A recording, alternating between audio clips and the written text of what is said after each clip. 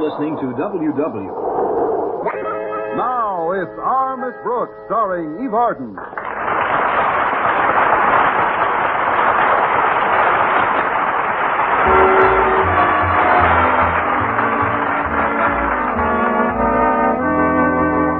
Well, school was out last week, but our Miss Brooks, who teaches English at Madison High, still hasn't decided where she's going on her vacation. However, since Mr. Boynton went right ahead with his plans for the summer without even consulting her, she was determined to go out with other men while he was away. So even before he left, she decided to put herself back in circulation. It was the only thing to do. But by the time I put myself back in circulation, most of the eligible men were oversubscribed. Nevertheless, I did meet one rather pleasant fellow who dated me a few times, a used car dealer named Sam Peterson, or, as he was known to the trade, Psychoneurotic Sam. Although we weren't exactly soulmates, Sam and I did get along quite well. So well, in fact, that he let me have one of his cars for an errand I had to run for my landlady last Friday morning. Unfortunately, it wasn't one of his better models, because it broke down 10 miles outside of town, and I had to get a taxi to drive me home. The ride back was quite uneventful until we pulled up at my house when I received a nasty shock. That'll be $4.50, lady. What? How much is it without the radio and the heater? That's the fare, $4.50. But that seems rather exorbitant. After all, you hardly drove me 10 miles. $4.50. Is that all you can say, $4.50? No, it'll be an even $5 with the tip. Could I have it, please? Well, the truth of the matter is, I don't have the entire amount on me. I can let you have part of it, though. How much? 43 cents. Look, if you could just give me a little time. Sorry, I've run into situations like this before, lady, and 9 times out of 10, you never see the people again. But I'm a school teacher. That's your problem. Well, I'm sticking around till I get my dough. Well, then I'll go in and see if I can borrow it from my landlady. You wait right here. If you don't mind, I'll go in with you. But you'll see me go in the front door. It's the back door I'm worried about. It's not that I think you're dishonest, lady. I know. It's just that you don't trust me. All right, then, let's go. Just as soon as I see my landlady, I'll settle up with you. I just hope she's in. Oh, Connie, there you are. I was wondering when you'd be back there. Oh, hello, Mrs. Davis. This is Mr. Finch. Fred Finch. Oh, of course. How are you? I've heard so much about you, I feel as if I'd known you for years.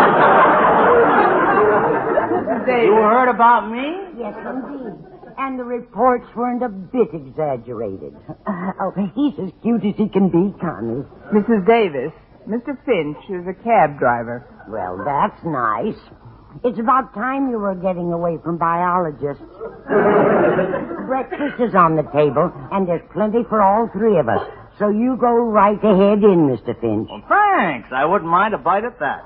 Go right into the dinette, Mr. Finch. We'll join you in a minute. Thanks.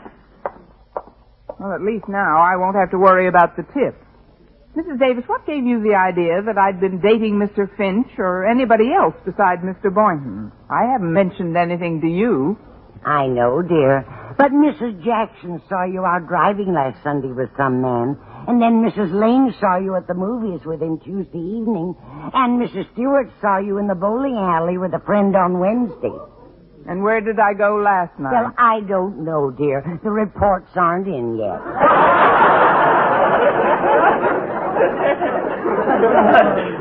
Your secret is safe with me. I have no secrets, Mrs. Davis. The gentleman inside happens to be a taxi driver. Well, that's nothing to be ashamed of. Taxi drivers make wonderful husbands. I'm afraid you still don't understand. I owe him some money for a ride. The fare came to $4.50, and I don't have it. Do you follow me? Pardon me, dear. I think I hear the phone. You follow me, all right. Could you at least let me have part of it? I'd like to, Connie, but I spent my last few dollars. Now, who's that at the back door? Oh, it's probably Walter Denton. I promised Mr. Boynton I'd lend him my valise, and Walter said he'd drive me over there this morning, but That was before I borrowed my friend's car, and before I had to take a taxi, and before I had to borrow some money to pay for it, and before I wished I was dead. Come in, Walter. The door's open. There's the answer to your problem, Connie. Walter and Mr. Boynton. Oh, no. Walter's too young, and Mr. Boynton's too Mr. Boynton. Oh, you mean my monetary problem? Yes. You've laid out money for Walter's lunches all term long. Not to mention what Mr. Boynton owes you from movies and for gas. Why not try to collect? Good morning, ladies. Say, I just came through your dinette, and there's a man eating like mad in there. Oh, don't be jealous, Walter. You'll be past him in no time. Yeah, I have a pretty good idea who he is. I guess the date Tuesday night was pretty successful, huh, Miss Brooks? Walter, how did you know I was on a date Tuesday night? Should I give you the one about the little old birdie flapping her beak at me? No, and I'll thank you to be more respectful to Mrs. Davis. No, Mrs. Davis didn't tell me. Harriet and I just happened to see you in the balcony of the State Theater that night. Oh, I see. How did you like the picture? When Harriet and I are in the balcony, who watches the picture? Connie, there's something you wanted to talk to Walter about, remember? Yes, Mrs. Davis. Now, I'll go in and start the dishes. Well, Walter, since you've already seen him, the man in the dinette happens to be a taxi driver. Well, that's nothing to be ashamed of. Taxi drivers make wonderful husbands. So I've heard lately. I'll be perfectly frank, Walter. This driver is here now because I haven't the $4.50 I owe him. However, since I've advanced you about $10 in lunch money during the past year... Isn't that the front doorbell? No, and it isn't the rear doorbell, telephone, or ice cream man. All I need is $4.50, Walter. Well, you know I'd help if I could, Miss Brooks. But all the money I've got in the world is right here in my pants pocket. Well, you're welcome to that, of course. Really? Sure. I'll get it for you. If first I have to remove the rubber band from around the bottom of the pocket. There. Now I have to take away the staples from across the bottom of the pocket. The staples? That's in the case of pickpockets. Now to remove the safety pin that holds the money in place. A safety pin. Well, here you are, Miss Brooks. $1. Any pickpocket who got that dollar would deserve overtime. But since this is a desperate situation, I'll accept it. Thanks, Walter. Now, if you'll excuse me a minute. Mr. Finch, would you accept $1.50 toward my fare until tomorrow? Just talk around the egg. I told you before, lady, I want my whole fare. Well, then, would you wait here while I drive over with a student of mine and try to borrow it from a colleague? No, ma'am. I'll take you over. I'm about finished anyway. You know something, Mr. Finch? What? Mrs. Davis may have been right after all. You and I are going steady.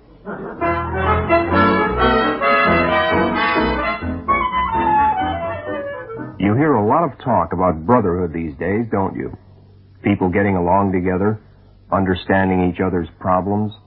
Maybe that's the key word of it all, understanding. In other words, to practice brotherhood is easy through understanding. Easy because all you have to do is think about it. Perhaps it's not quite that easy, though, to remember it, to practice it, and to live it. That's why we think it would be well for all of us to pay closer attention to some of the messages of the music of today. These messages will serve as a reminder to us of the deep meaning and vital importance of brotherhood. Listen. Read it. If we only had love. If we only had love. Then with nothing at all. Then with nothing at all. But the little we are. But the little we are. We'll have conquered. We'll have conquered. All time. All time. And the stars. And the stars. Now there's a thought. Try a little music appreciation. Understanding the lyrics can lead to brotherhood. Think about that.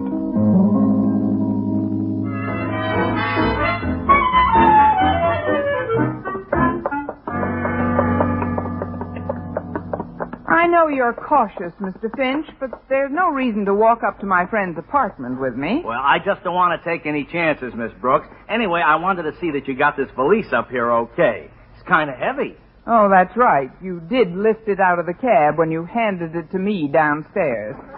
Well, here we are. Be right there. Oh, hello, Miss Brooks. Come in. Thanks, Mr. Boynton. Let me take your valise and... Oh, hello. Mr. Boynton, meet Mr. Finch. How are you? Fine. I've heard a lot about you, Finch. Hey, I get around, don't I? Please, Mr. Boynton, there's something I wanted to ask you. If Mr. Finch will excuse us for just a minute. I was preparing a little early lunch for myself. I'm sure there'll be enough for two. Why not go into my kitchenette and help yourself, Mr. Finch? Oh, no, thanks. I'll be glad to.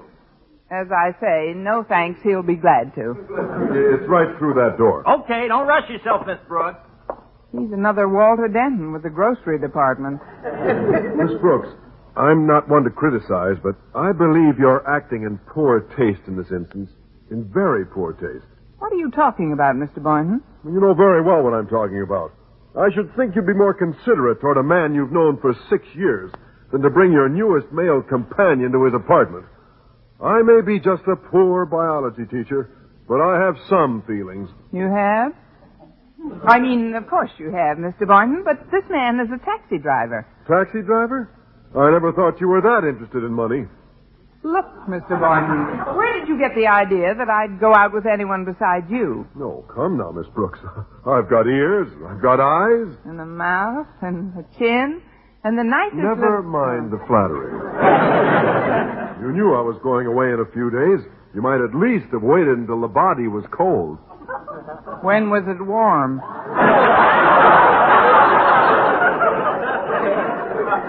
You're assuming something that just isn't true. I've never seen you this jealous before, Mr. Boynton. Jealous? Me jealous? Well, what a ridiculous idea. But I do have some sensitivity. Well, so do I, Mr. Boynton. And not once did you mention a word about your vacation plans to me. And you knew I hadn't made any. I was merely driving up to my parents' place for a few weeks. Why, if I thought you were interested, I'd most certainly would have invited you along. Bingo! You mean you'll come? Well, that's just fine. Oh, but I don't want you to think that your bringing a boyfriend to my apartment has influenced me in any way. I reiterate, he's not a boyfriend. In fact, I can't go anywhere until I settle my taxi fare with him. Then he really is just a cab driver? To whom I owe $4.50. Now, I don't like to mention it, but I have advanced you $10 or $15 during the past term, so if you could let me have about 3 of it now, I could settle up. Or is the doorbell ringing? I'd like to help you, Miss Brooks, but $2 is all I've got. Then that's all I'll take. Thank you, Mr. Boynton. Now, if you'll excuse me for a minute. Well, here I am again, Mr. Finch. If you'll accept $3.50 toward my fare, I'll be able to settle the balance very soon. Well, I think you sound like one of my more backward pupils. I told you before, and I'll tell you again. I want my whole fare, $8. $8? What happened to the $4.50? Oh, that was 2 hours ago. Art Linkletter speaking. You hear a lot of talk about drugs today.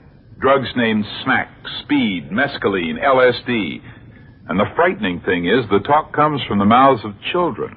And the fact is that each day, hundreds of children as young as 8 and 9 years old are added to the list of those who idolize members of the drug cult. But even more frightening is the realization that parents of these children, rich and poor alike, won't face the fact that drugs can happen here. Now, in their own home, drugs can happen. To you, your children. Know more about drugs than your children do, and then be the kind of parent who can talk over the problem without hysteria. Not scare, but through understanding. Let your children know you love them as much as you do. For information, write the American Social Health Association, 1740 Broadway, New York, 10019.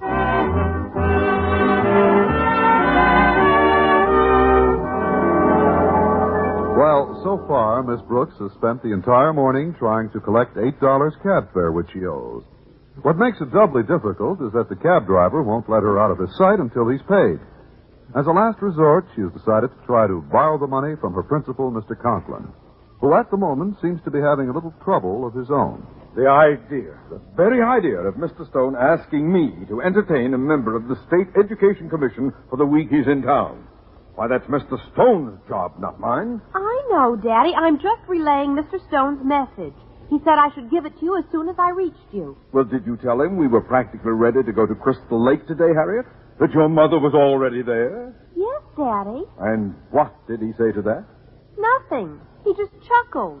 Oh, I'll chuckle him. The nerve of the man asking me to postpone my vacation. What reason did he give? He said he was going on his vacation. Oh, well, if it's something important, I can certainly see why. He said he was going on his vacation. This is more than human flesh can bear. Why, now, Daddy, please try to calm down. I won't go through with it, Harriet. Let Mr. Nichols entertain himself. I wash my hands of the whole business. I absolutely refuse to have anything to do with it. But Mr. Stone is head of the Board of Education, Daddy. Oh, I know. I'm much too old to go back to teaching penmanship. But I wish there was some way out of this. Oh, I'll get it, Daddy. Oh, hi, Miss Brooks.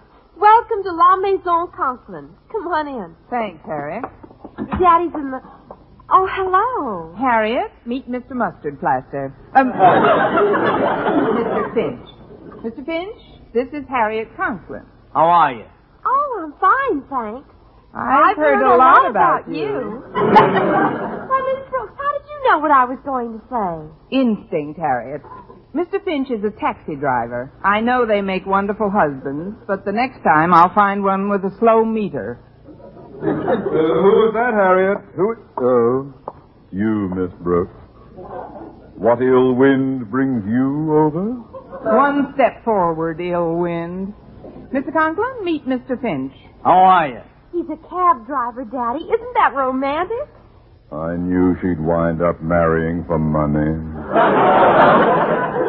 How do you do? There's something I wanted to ask you, sir. So if Harriet and Mr. Finch would excuse us... Oh, sure we will. I just got through preparing lunch, Mr. Finch, so... Say no more, Harriet. Mr. Finch will be glad to. Well, it has been quite a while. Just follow me, Mr. Finch. See you in a few minutes. Come into my den, Miss Brooks. Thank you, sir. Now, sit down, but be brief. I'm in no mood for protracted yakking at this time. All right, Mr. Conklin. I'd like to borrow some money. What? Maybe I should have protracted the yakking a bit. Miss Brooks, you know the stand I've always taken on lending money, and I see no point at this time in reiterating how I feel. But, Mr. Conklin, it's an emergency. That cab driver you saw outside has been dogging my footsteps all day. Well, that should be a change for you after the way you've dogged Mr. Boynton. Please, Mr. Conklin. I owe him $8 cab fare. I have about $3 of it, but he won't leave me until I give him the remaining $5. Miss Brooks, permit me to repeat one of my favorite axioms. I'll do anything for you, sir, if you'll lend me the money. Absolutely anything. Neither a borrower nor a lender be, for loan oft loses absolutely anything. Miss Brooks, there may be something you can do for me at that. You say you want $5? Yes, sir. I'll make it 10. I'll call. What have you got in mind, sir? Well, listen carefully. I was supposed to go up to Crystal Lake today, but Harriet got a phone message from Mr. Stone, which she was to give to me when she reached me. The message was for me to meet a Mr. Nichols at the train at 3 this afternoon, see that he was settled, and escort him around town for the next week. Are you following me, Miss Brooks? Don't turn around or we'll have a collision. And let's say, for argument's sake, that Harriet couldn't reach me, that I had already gone up to Crystal Lake. So instead, she contacted you. But, sir, I don't quite see how I'll tell you. You will meet Mr. Nichols in my place and delay coming over here until Harriet and I are packed and out of town. For this, I will give you $10. On behalf of Mr. Nichols' welcoming committee, Mr. Boynton and me, I accept. Now, if you'll excuse me. Hello again, Mr. Finch. Well, here's your $8 plus $5 for the rental of your car, which I'll bring back in a few hours.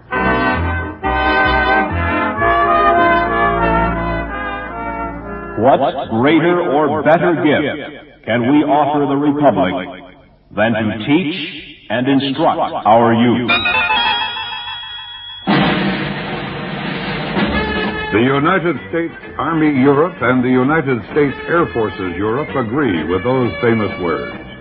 That's why they see to it that you have the greatest educational opportunities ever offered military personnel.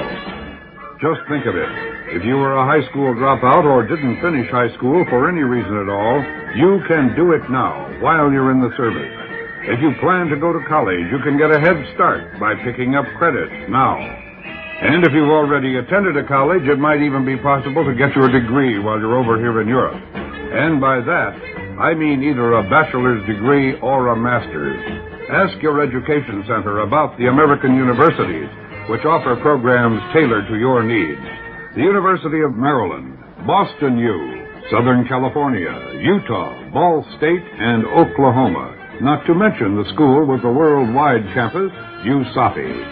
Don't pass up this golden opportunity to make your service time achievement time.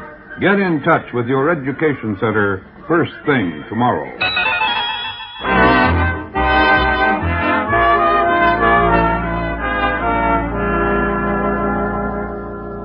Later that day, with Mr. Boynton's assistance, I had put the plan into action. Now, see here, Miss Brooks. It isn't that I don't appreciate you and Mr. Boynton calling for me, but according to Mr. Stone's telegram, I was supposed to go directly to Mr. Conklin's house. Well, we are going there, Mr. Nichols. Well, I know, but we've been driving for almost an hour. Well, we might as well enjoy the town while we're going through it, Mr. Nichols. Yes, that's the idea. It has so many points of interest. Now, right on your left over there is our Chinatown. Chinatown? All I see is one restaurant. Well, Rome wasn't built in a day. Or China, for that matter. Miss Brooks, I was supposed... You see that house over there, the real old one? Oh, I don't want to hear about any more houses. Oh, but this is simply fascinating, Mr. Nichols. You've heard of Lana Turner, of course. Well, yes, but I... Well, the woman who lives in that house has seen every picture she ever made. Miss Brooks, I am supposed to stay with Mr. Conklin during my week in town, and I'd like to be taken there at once. Are we anywhere near it? Well, it's not more than a few blocks away, sir. Well, then I would like to get there in a hurry. Yes, sir, but just let me point out this one place of interest on the... Miss Brooks, watch out for that car. Look out! Oh, heaven! Well, I think you only dented his fender. How can you tell? It's still rolling across the street. Uh-oh. The fellow's getting out of his car. Well, at least I didn't knock off his sunglasses. That has done it! That has absolutely done it! Of all the stupid, lame-brained, idiotic, careless, knuckle-headed... Oh, no! Oh, no, Junior. You two know each other? Know each other? Oh, no, indeed. I never saw this man before in my life. Oh, well, the accident was entirely our fault, sir. You have every right to be furious. She crashed right into you. Yes. Well, accidents will happen in the best of families. Yes, indeed. Goodbye. Wait a minute here. Aren't you going to take this woman's name and address? Well, why should he? He's probably a happily married man, and there's no... Oh, he's got to contact your insurance company. After all, you did knock a fender off his car. Yes. Well, I'm sure that can be repaired. After all, what's the fender? What's a fender? He's got 3 more where that came from. Certainly. Well, I must be running along. I'm on my way to my vacation, and I don't want to delay any further. But look here. This is a serious accident. Not only was your fender knocked off, but the front of this lady's car is smashed in. Miss Brooks, you're going to ask to see his license, aren't you? Oh, I wouldn't want to embarrass him. You didn't want to embarrass him? For all I know, he's driving without one. And after all, he was nice enough not to ask for mine. Yes, but Miss Brooks, how do you know he won't sue you? Sir, what do you take me for? Now, if you'll excuse me, Mr. Nichols, I'll be on... Mr. Nichols! Wait a minute, he called me Mr. Nichols. Oh, what did you expect him to call you, Mr. O'Brien? How does he know my name is Nichols? You haven't mentioned it since we passed the garbage dump. Well, where do you think he got the car he's driving? I heard the crash all the way back on the porch. Holy smoke, look what's happened to my car! Mr. Finch! You smacked right into the side of Mr. Conklin's car, too. Mr. Conklin. His name is Conklin. It'll be mud soon. Oh, I think I'm beginning to see the light. Give him your sunglasses, Mr. Conklin. Oh. You were afraid I'd intercept you before you could sneak off on your vacation. Is that it? I'd hate to have you as an opponent in the charade game. Why, Mr. Nichols, what a preposterous idea. Mr. Stone will most certainly hear about the treatment I have received. Oh, now, Mr. Nichols, I'm sure that wasn't Mr. Conklin's intention at all. But we're all entitled to a vacation, and Mr. Conklin needs a rest. He was simply on his way to his place at Crystal Lake to do a little fishing. Oh, fishing? well, that happens to be my favorite sport. Wonderful. Then why don't you just pile into Mr. Conklin's car and go with him? Hey, that's not a bad idea. That's not bad at all. I have no plans for this weekend if Mr. Conklin... By all means, Mr. Nichols. Come right along. Maybe you'd like to come along for a little fishing, too, Miss Brooks? Oh, no, sir. I wouldn't want to impose. Besides, I remember what happened when you took me out on the lake last summer. Last summer? Yes, sir. This year, you might tip the rowboat all the way over.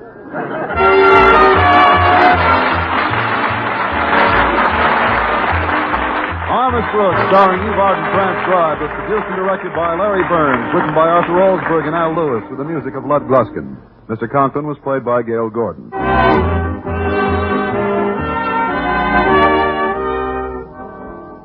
Mr. Arnold, a gentleman is here about the position you advertised for. In yesterday's paper. Yeah, in yesterday's paper, Mr. Arnold. All right. Mr. Arnold asked if he's had specific experience in this field. 4 whole years? 4 whole years, Mr. Arnold. He wants to know if you've already been in the service.